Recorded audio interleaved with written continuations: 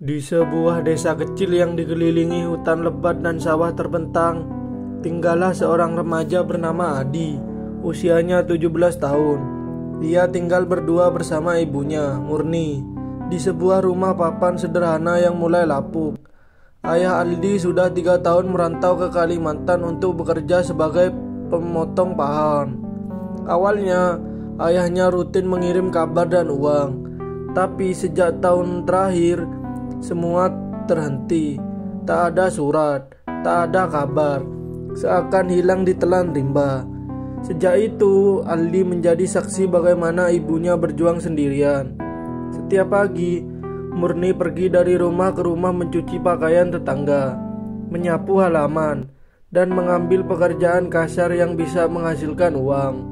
Ia tak pernah mengeluh, bahkan masih sempat menyiapkan sarapan untuk Aldi setiap pagi. Aldi tumbuh sebagai anak yang pendiam, sering termenung. Di sekolah, ia tak banyak bicara. Di rumah, ia mengerjakan tugas dan membantu ibunya sebisanya. Namun, dalam diamnya, Aldi menyimpan kegelisahan yang dalam. Ia menyaksikan ibunya tidur sendirian setiap malam, menangis dalam sunyi, memeluk bantal sambil menyebut nama suaminya yang tak kunjung kembali. Di usia remajanya yang labil, Aldi mulai merasakan kehampaan yang tak bisa ia jelaskan. Bukan sekedar rindu pada sosok ayah, tapi juga kebingungan akan peran dan jati dirinya sendiri sebagai laki-laki muda dalam rumah yang hanya diisi 2 jiwa yang sama-sama kesepian. Hujan deras mengguyur malam itu. Listrik padam, rumah gelap gulita. Di ruang tamu yang hanya diterangi cahaya lilin, Murni duduk sambil menyelimuti tubuhnya yang basah karena baru pulang dari ladang. Aldi duduk di sampingnya, membawa segelas teh hangat. Saat itu, keheningan menjadi teman bicara mereka. Murni menatap Aldi lalu menghela nafas, berkata pelan, "Kamu satu-satunya lelaki yang ibu punya sekarang." Kalimat itu menusuk Aldi. Di dalam hatinya, ia ingin menjadi seorang yang membuat ibunya bahagia, tapi ia tahu bagaimana caranya. Ia mendekat, memeluk Murni, mencoba menenangkan, tapi pelukan itu berlangsung terlalu lama. Dalam pelukan itulah batas antara kasih sayang dan kebingungan mulai kabur. Murni terlalu lelah untuk mendorong, dan Aldi terlalu buta untuk sadar. Malam itu, kesalahan terjadi. Kesalahan yang sangat besar. Tak ada kekerasan, tak ada teriakan. Hanya 2 manusia yang sama-sama kesepian dan kehilangan arah. Pagi harinya, semua kembali seperti biasa. Tapi mata Aldi tak berani menatap ibunya. Murni hanya diam, pandangannya kosong. Hari-hari berikutnya dipenuhi sunyi. Mereka tetap tinggal serumah, tapi tak lagi benar-benar bicara. Aldi merasa hancur, merasa bersalah, tapi tak mampu mengungkapkan apapun. Ia terlalu takut, terlalu malu, dan terlalu bingung dengan apa yang telah mereka lakukan. 3 bulan telah berlalu sejak malam kelam itu. Musim berganti, namun keheningan antara Aldi dan ibunya tak pernah mencair. Murni mulai sering sakit. Ia mual, lemas, dan tubuhnya semakin kurus. Awalnya Aldi mengira itu karena kelelahan, tapi suatu pagi ia melihat ibunya terkapar di dapur, pingsan dengan tangan menggenggam perutnya. Aldi panik, memanggil tetangga, dan Murni dilarikan ke puskesmas desa. Dari hasil pemeriksaan sederhana, dokter mengatakan kalimat yang membuat Aldi nyaris berhenti bernafas, "Ibu Anda hamil." Desa langsung gempar. Kabar menyebar cepat, dan gunjingan mulai menghujani Murni seperti badai yang tak henti. "Perempuan tak tahu malu," kata orang-orang. "Suaminya belum mati, tapi dia sudah main dengan lelaki lain," tuduh yang lain. Tak satu pun tahu kebenaran di balik kehamilan itu. Murni memilih diam. Ia tak membela diri, tak menyebut nama, tapi dalam diamnya itu, ia semakin rapuh. Aldi tahu semua itu salahnya, tapi lidahnya seperti terkunci. Ia ingin mengaku, ingin berdiri di depan warga dan berteriak bahwa dirinya pelakunya.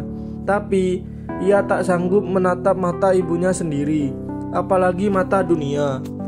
Dalam keningan malam, Murni duduk di tepi ranjang sambil menatap langit-langit. Air matanya menetes pelan. "Aldi," ucapnya pelan, "kamu harus kuat, jangan ulangi semua ini.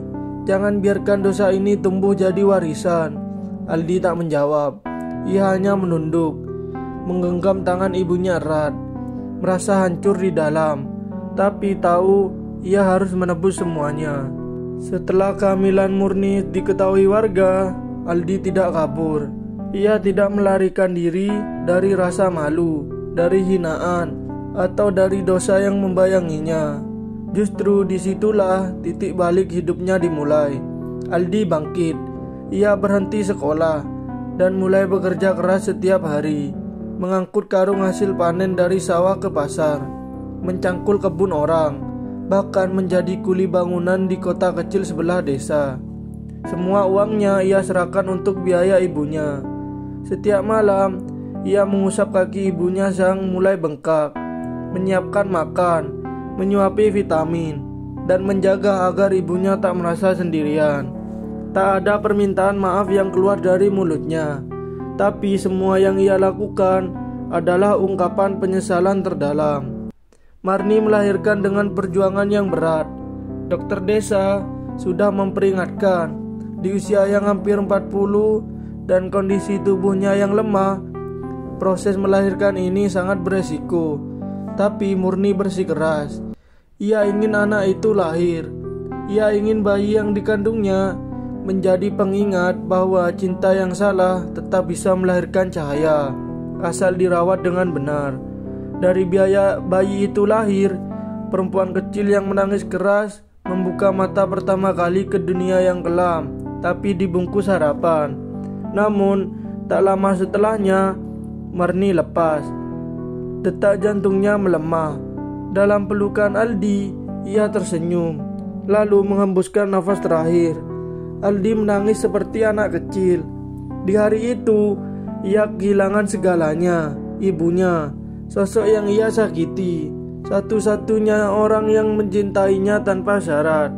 Setelah kepergian Murni, hidup Aldi menjadi sunyi total. Ia kini bukan hanya seorang anak yatim secara rohani, tapi juga menjadi ayah dari bayi mungil yang lahir dari hubungan yang tak bisa dijelaskan.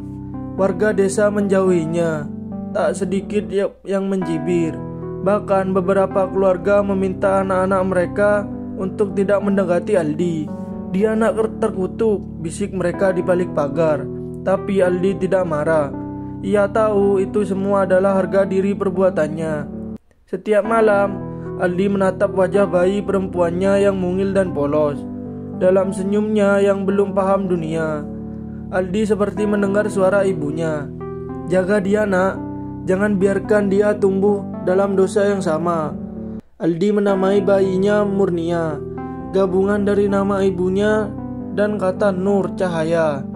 Di tengah kesepian itu, datang seorang wanita parubaya bernama Bulastri, seorang guru yang pernah mengajar Aldi di SD. Ia mendatangi rumah Aldi suatu sore, membawa makanan dan selimut bayi. Ia tak banyak bicara, hanya memandang Aldi dalam-dalam dan berkata, "Kamu tidak bisa menghapus masa lalu, nak, tapi kamu bisa menulis masa depan." Bulastri membantu Aldi mendapatkan bantuan sosial dan membawa kasusnya ke pihak berwenang dengan pendekatan kemanusiaan, bukan penghakiman. Aldi pun mulai menjalani konseling psikologis, perlahan-lahan membongkar luka batinnya sendiri yang selama ini tertutup. Ia belajar memahami trauma, memahami kesepian ibunya, dan memahami betapa pentingnya komunikasi dan kasih sayang yang sehat dalam keluarga. Kisah Adi dan Murni bukan kisah biasa. Ini bukan tentang benar atau salah, tapi tentang bagaimana manusia bisa terjerumus dalam kegelapan, namun juga punya pilihan untuk bangkit, menebus, dan menerangi hidup orang lain. Aldi bukan pahlawan, ia bukan korban, ia adalah manusia yang pernah salah, tapi tak berhenti memperbaiki diri. Dan Murni mungkin telah pergi, tapi masih sayangnya tak mati. Ia hidup dalam sosok cucunya, dalam langkah Aldi. Dan dalam kisah ini tak ada dosa yang terlalu besar untuk dimaafkan, selama ada keberanian untuk berubah. Karena sejatinya bukan siapa kita di masa lalu yang menentukan hidup kita, tapi siapa kita hari ini dan apa yang kita lakukan esok. Terima kasih yang sudah menonton. Semoga yang saya sampaikan bermanfaat dan menambah wawasan bagi kalian semua. Jangan lupa like, komen, share, dan subscribe. Peace out.